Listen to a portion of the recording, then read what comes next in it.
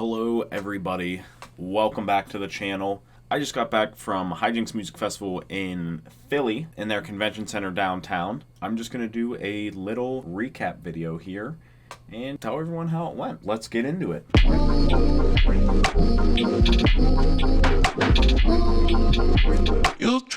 Here was the lineup for the festival. Obviously some pretty big names. Here we got Porter Robinson, Skrillex Subtronics, Liquid Stranger, RL Grime, and Rez Mouse, which was Rez and Dead Mouse playing together. Pretty solid undercard as well. We had Of the Trees, Joyride, Back to Back Abstract, Zomboy, Dr. Fresh, Truth, Alley Cat, It's Murph, Kaposi. It was pretty stacked. That's what I like about Hijinx too, is they always bring something fresh every year. They get a lot of big names. This year was no different. It is one stage in the Philadelphia Convention Center, which is nice. Once you're in there, you're there. Don't have to worry about bouncing back and forth between sets or anything like that, or going to different stages. It's easy peasy. We did travel out the Thursday this year. The fest was Friday, Saturday. They sold an extra hotel day as part of the package that we got, so we could get out there Thursday, which made it so much easier. Last year when we went, we had arrived on Friday when a bunch of other people arrived as well, and there was a lot of delays with the check-in. People were waiting in the lobby like all freaking day, so we got into the festival late. Checking in on Thursday made it so much smoother for us. It made it a much easier process, so I like that they did that. That was a huge improvement. Let's go ahead and talk about the cost real quick. Here we have a screenshot I took of the hotel travel package. Jaws and I, and then two of our other friends, Josh, who has been on the channel for the Millennium Song Bracket, and his girlfriend Ursula. The four of us went together. We bought the VIP hotel package, which was at the Home 2 Suites, which is a block away from the entrance to the festival. Very easy walk, 5 minutes away, very convenient. We got the 4 VIP tickets as well as a hotel package for 3 nights. You can see the price there was $23.79. Divided by 4 people, what is that, $600 per person? Well, not bad for a VIP experience and 3 nights of a hotel stay. That extra night was only like another extra $150, $200, which for downtown Philly, that close to New Year's and Christmas, because it's right in that week in between, that's not a bad deal. Let's say $650 per person for a 2-day festival, VIP, and 3 nights of a hotel. Not bad. So here is a map of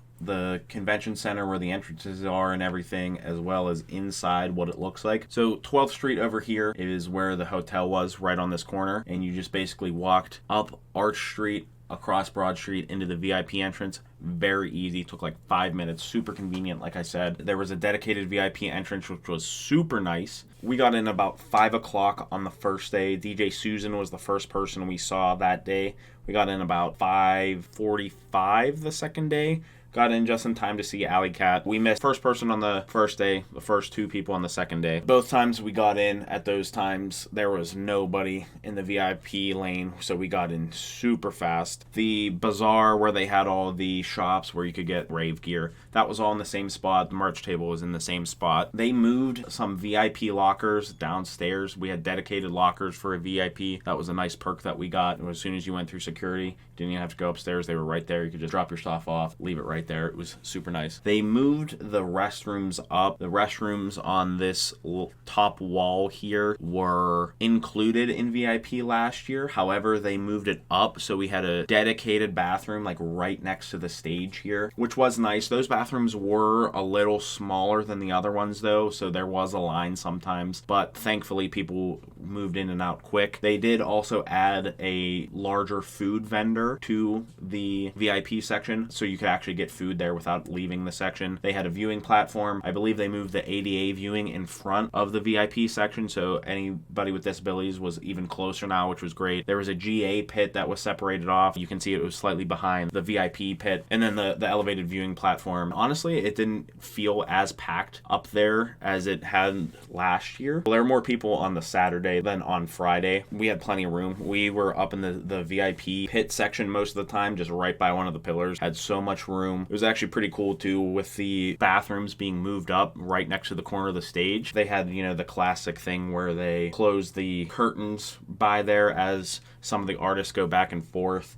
I know I bumped into DJ Susan after his set, talked to him for a bit. He was super nice. New Josh bumped into Dr. Fresh after his set, dapped him up, talked to him for a bit. Basically, if you were in the bathroom section waiting already and then someone had to cut across, they would close the curtains behind you and you're already in that section, so you had a chance of seeing some of the artists. The VIP pit section was very spacious. We did go out into the GA crowd to see my cousin and her boyfriend at the beginning of Dr. Fresh's set, and it was tight out there. We did do GA the first couple years we went there. It just feels like it's gotten tighter out there, so I do recommend getting the VIP package if you can afford it. I think the perks are worth it. We also got a free poster, a free water bottle. They do provide like free mini bottles of water in the VIP section, as well as in the VIP lounge, which is in the top left of that map there. You get free snacks as well, like there was white cheddar popcorn, peanuts, pretzels, barbecue chips, stuff like that, just little bags of stuff that you could get for free. So you could have a little snacks and water and you'd be set. We would get in there, grab 4 or 5 waters,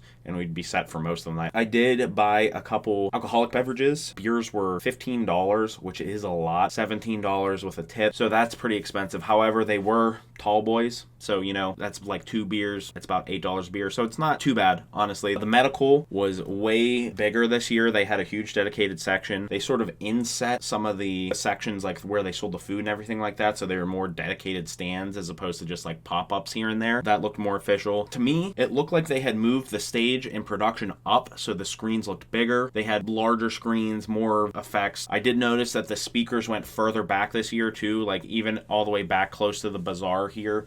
They had like lines of speakers hanging from the ceiling. I noticed it immediately that it was way louder than previous years. Thank God for ear protection. So let's talk about the sets themselves. I thought everyone that we saw did a great job. As you can see, I power ranked all the sets that we saw. That doesn't mean necessarily that they were good or bad. I just put them like all relative to each other. I enjoyed every set, like I said. Number one for me for day one was obviously Skrillex. If you saw the Spotify Wrapped, he dominated my Spotify Wrapped this year with his Quest for Fire album. It was great to finally hear a lot of those songs live, like Tears, Rumble, Supersonic, like all those songs freaking bang. And it was so good to see him live. He brought the energy. He did like a speed run of a lot of his classic songs where he just mashed them all together in like a 5-minute span. It was a lot of fun. I would say like 2/3 through of the set where there was a bit of a dip. He lost a little bit of the energy, but that's when he brought it into a lot of his classic songs. And then from there out, it was balls to the walls the whole time. It was incredible. You could tell he was having a lot of fun. He did the classic thing where he did not have a lot of visuals, and it was just a lot of red and white light and shots of the crowd. That's just his thing. It's great. He doesn't need the visuals to keep the energy going. Number 2, I had Composy, which was a surprise set for me. I did not know of her at all, but it was a very deep and dark techno set, which was awesome. She was on early in the day, and I just was not expecting it because I was not familiar with her music at all, and it was just really cool to see that, especially in the convention center. It just really fit the space well. Then Joyride back-to-back Abstract. It was just a great time. So much energy there. Of the Trees was great.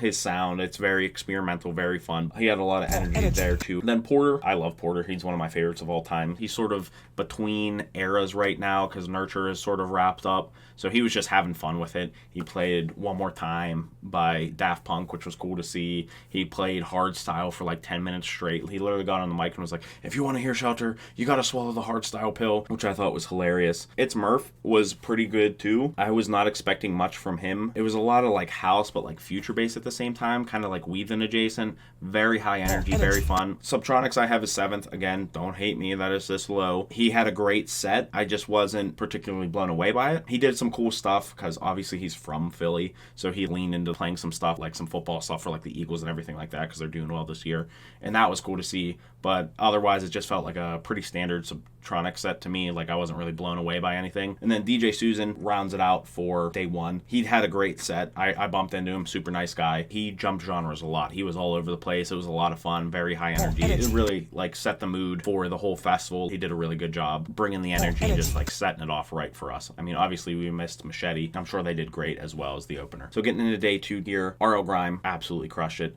It's a toss-up between him and Skrillex for having the best set of the festival to me. I'd never seen R.L. Grime before, so it was really cool to see him play all of his music. Like, he played some throwbacks. He played UCLA. Like, I Want to Know. He played that, which was incredible. He played a lot of his new stuff from the album, and it was just so fun. His visuals were very cool. It reminded me of, like, Peekaboo and G. Jones, where they have the old school animation style. except he had more blue and orange colors, which looked really great. Dr. Fresh came in at number 2. He played a lot of different genres as well, obviously primarily house, but the energy was unreal. The crowd was loving it. He just went balls to the walls the whole time he played. Liquid Stranger was really great too. He went hard. You know, sometimes he gets really experimental and wobbly and stuff like that, but he went super hard.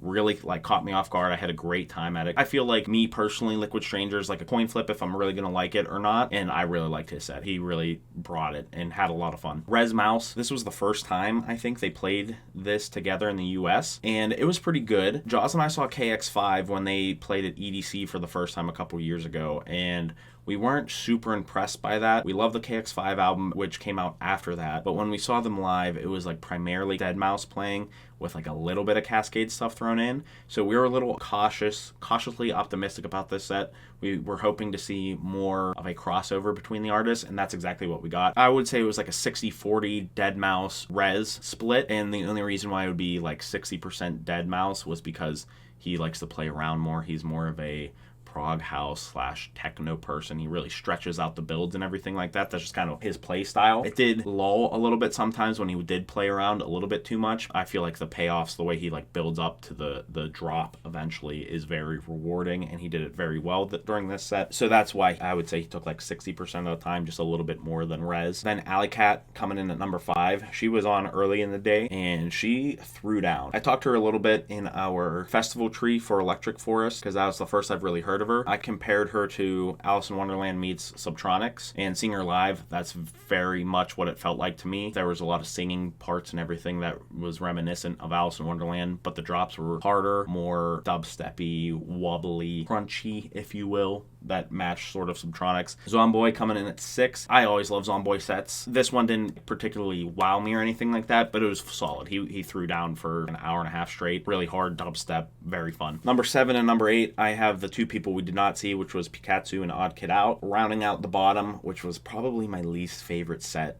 of the festival, was Truth. I explained this to Jaws, where I think I would like some Truth songs on their own, but hearing the whole set of it, they all just kind of blended together. It was a soundscape very similar to something EPROM would do, except it was more rigid in its structure, where it was a very 4/4 beat the whole time, followed similar patterns the whole time, and I just wasn't really feeling it. EPROM likes to play around with where the downbeat is, have really odd time signatures and sounds and things coming in and out at different times, and it sounded like that, the sounds sounded the same, except the structure was just a little more locked in. I just wasn't really feeling it. There were some songs that I liked that I'm not familiar with because I had never listened to Truth before, that I am gonna go find and listen, but listening to a whole set just wasn't my thing. I'll try again one day with Truth. Obviously, he was there for a reason. He deserved to be. Just wasn't for me. Different folks, different strokes. That's pretty much the whole review. It was a good time. Definitely had a good time. We had a big group of our friends go there, which was super nice. If you went to Hijinx, let me know what you thought, if you had a good time. If you did GA, let me know what any issues were, if there were any. Also, I'm going to be uploading any videos I took onto my second channel. That's Autobotanist Live Music. I will put a link down in the description, so you can go and see all the videos that I recorded, because I got some pretty cool ones. Other than that, we are going to be recording our top 10 albums of the year video soon, so stay tuned for that. We should hopefully get that out before the end of January is what my goal is. Thank you for watching, liking, sharing, subscribing, all of that. I appreciate all the support. I'm very excited for 2024. Gonna keep pumping out some more stuff. Got some good ideas in the works, and it's going to be a good year. Have a good and happy 2024, and we will see you soon. Love you, bye. More passion, more passion, more passion, more energy, more energy, more footwork, more footwork.